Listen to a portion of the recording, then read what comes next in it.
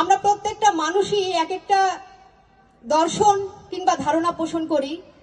ঠিক তেমনি লালনের দর্শন ছিল যে সমাজে ধর্ম, বর্ণ, লিঙ্গ, কোনো জাতপাতের কোনো ভেদাভেদ থাকবে না, অর্থাৎ একটি সমাজ হবে বৈষম্যহীন।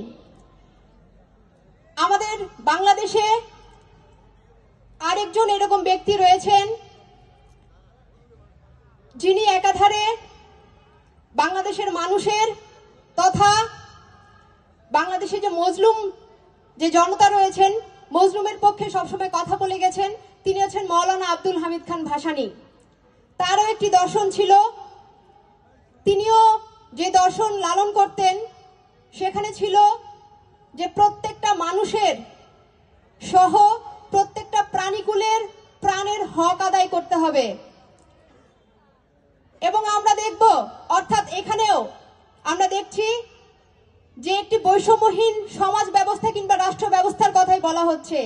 2024-এর যে গণ অভ্যুত্থান সংগঠিত হয়েছে, যে আকাঙ্ক্ষার উপর ভিত্তি করে যে গণ অভ্যুত্থান আমরা সৃষ্টি করেছিলাম বাংলাদেশের ছাত্র জনতা মিলে একটি বৈষম্যহীন রাষ্ট্র প্রতিষ্ঠা করা, সেই লক্ষ্যেই আমরা এই নতুন বাংলাদেশে বলতে চাই যে এই বাংলাদেশ হবে প্রত্যেকটি মানুষের, প্রত্যেকটি নাগরিকের ধর্ম কিংবা সংস্কৃতি পালনের অধিকারের জায়গা এবং সেখানে সেই অধিকার রাষ্ট্র নিশ্চিত করতে সক্ষম হবে।